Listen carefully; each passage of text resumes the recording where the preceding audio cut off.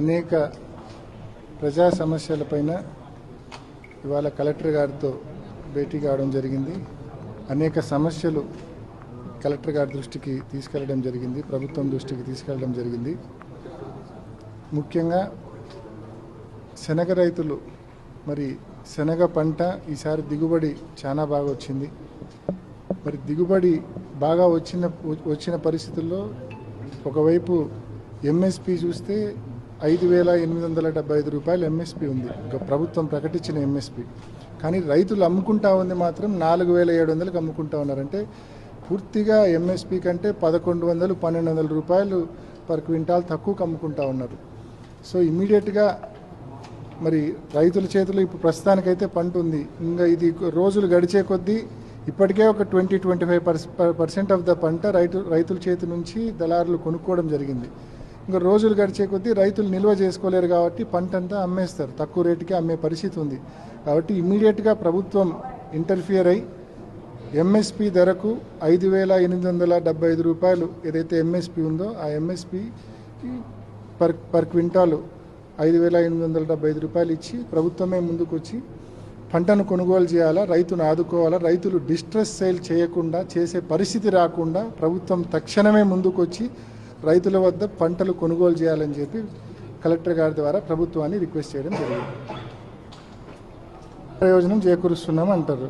But బేసికల్గా ఒక fundamental question, ఎందుకు రాయలసీమ ఎత్తిపోతల పథకం అనేది ఇంపార్టెంట్ అంటే, ఎందుకు రాయలసీమ ఎత్తిపోతల పథకం అనేది ప్రతి రైతుకు కూడా ఒక సెంటిమెంట్తో కూడుకుందంటే కనుక, ఒకవైపు తెలంగాణ ప్రభుత్వం అటువైపు లెఫ్ట్ సైడ్ నుంచి ముబ్బడిగా నీళ్లు తీసుకునే పరిస్థితి ఉంది. మనకేమో 854 అడుగులకు వచ్చేది కేవలం 7,000, 885 ఫీట్ లెవెల్ ఉంటేనే మనకు 44,000 క్యూసెక్లు డ్రా చేసుకునే పరిస్థితి మనకు ఉంటుంది. అక్కడ 800 ఫీట్ లెవెల్లోనే తెలంగాణ సైడ్ నుంచి, లెఫ్ట్ కెనాల్ సైడ్ నుంచి తెలంగాణ ప్రభుత్వము ముబ్బడిగా పవర్ జనరేషన్ పేరుతో, అదేవిధంగా ఎత్తిపోతల పథకాల పేర్లతో రోజు 8 నుంచి 10 టీఎంసీలు డ్రా చేసేస్తే ఎప్పుడు వాటర్ 850 లెవెల్ కానీ, 860 లెవెల్ కానీ, 870 లెవెల్కి ఎప్పుడు రీచ్ అవుతాయి? ఎప్పుడు మన రాయలసీమ ప్రాంతాన్ని రైతులకు నీళ్ళు వస్తాయి? మన ప్రాజెక్టులకు ఎప్పుడు నీళ్ళు వస్తాయి? సో బేసిక్ క్వశ్చన్ ఇది. సో కాబట్టి వెరీ ఇంపార్టెంట్ ఏంటంటే, ఎట్టి పరిస్థితుల్లో రాయలసీమ ఎత్తిపోతల పథకం అనేది మనం నిర్మించుకుంటే మనం కూడా టిట్ ఫర్ టాట్ అన్నట్లుగా 800 అడుగుల్లోనే రోజుకు 2 టీఎంసీలు కెపాసిటీతో మనం 2 టీఎంసీలు మనం ఎత్తిపోయచ్చు. పోతిరెడ్డిపాడు హెడ్ రెగ్యులేటర్ దగ్గరికి నీళ్లు తీసుకుంటాము. మన రాయలసీమ ప్రాజెక్టులు ఏదైతే తెలుగంగ కింద ప్రాజెక్టులు ఉన్నాయో, ఏదైతే కేసీ కెనాల్ కింద ప్రాజెక్టులు ఉన్నాయో, ఏదైతే జిఎన్ఎస్ఎస్ కింద ప్రాజెక్టులు ఉన్నాయో, ఈ ప్రాజెక్టులన్నింటికి కూడా మనం నీళ్ళు ఇచ్చే అవకాశం ఉంటుంది. తెలంగాణ గవర్నమెంట్ కూడా ఎప్పుడైతే మనం 800లో పంపింగ్ చేయడం మొదలు పెడతామో, మనం కూడా పంపింగ్ చేయడం మొదలు పెడతామో, ఆటోమేటిక్గా వాళ్ళు కూడా ఒక ఫ్రెండ్లీ అగ్రిమెంట్కు రావాల్సిన పరిస్థితి తప్పకుండా వాళ్ళకు కూడా ఉంటుంది.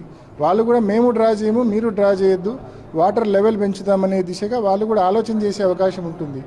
మనకు రాయలసీమ ఎత్తిపోతల పథకం అనేది మనం పూర్తి చేసుకోకుంటే, రాయలసీమ ఎత్తిపోతల పథకం అనే ఒక అడ్వాంటేజ్ మన చేతిలో లేకపోతే, ఆ పక్క ముబ్బడిగా నీళ్ళు ఎత్తిపోస్తా అంటే మనం చూస్తూ ఊరుకోవడం తప్ప ఏమీ చేయలేం. కాబట్టి ఈ పథకం అనేది ఈ రాయలసీమ ప్రాంత రైతాంగానికి, అంతేకాకుండా నెల్లూరు ప్రకాశం జిల్లాల రైతాంగానికి అత్యంత ముఖ్యమైన పథకము. ఈ పథకాన్ని విస్మరిస్తే, ఈ ప్రభుత్వం ఈ పథకాన్ని విస్మరిస్తే, ఈ ప్రాజెక్టును విస్మరిస్తే రైతాంగాన్ని రైతాంగ సమస్యలను పూర్తిగా విస్మరించినట్టే. రాష్ట్ర బడ్జెట్లో రాయలసీమకు సంబంధించి ఒక్క ప్రాజెక్టు కూడా నిధులు పెట్టినటువంటి పరిస్థితి. ఇదేమో రాయలసీమ లిఫ్ట్ను ఆపేశారు. దానికి ఒక్కటి కూడా 2 సంవత్సరాల బడ్జెట్లో, 2 బడ్జెట్లో కూడా 3 బడ్జెట్లు పెట్టారు. అంటే మన చంద్రబాబు నాయుడు గారు ప్రవేశపెట్టిన బడ్జెట్ గురించి ఎంత తక్కువ మాట్లాడుకుంటే అంత మంచిది. అంటే పూర్తిగా వాళ్ళ బడ్జెట్ చూస్తే కన్నా ఒకసారి ఇచ్చిన ఏదైతే సూపర్ 6లో భాగంగా హామీలు ఇచ్చినారో, ఆ ఇచ్చిన హామీలకు కూడా కేటాయింపులు చేయాలి. ఒక పక్క 18 ఏళ్ళు వయసు దాటితే నెలకు 1,500 చొప్పున ఏడాదికి 18,000 రూపాయలు ప్రతి మహిళకి ఇస్తామని చెప్పినారు. దాదాపు 2 సంవత్సరాలు వస్తుంది. ఇప్పటికీ ఒక్క మహిళకు కూడా 18,000 రూపాయలు వచ్చింది లేదు. బడ్జెట్లో ₹1 కేటాయింపు లేదు. నిరుద్యోగులకు ఉద్యోగం ఇస్తాం, లేకుంటే నెలకు 3,000 డబ్బు ఇస్తాం, నిరుద్యోగ వృత్తి ఇస్తామని చెప్పినారు. యువతకు హామీ ఇచ్చారు. ఒక్క రూపాయి బడ్జెట్లో దాని మీద కేటాయింపు లేదు. 50 ఏళ్లకే పెన్షన్ ఇస్తామని చెప్పినారు.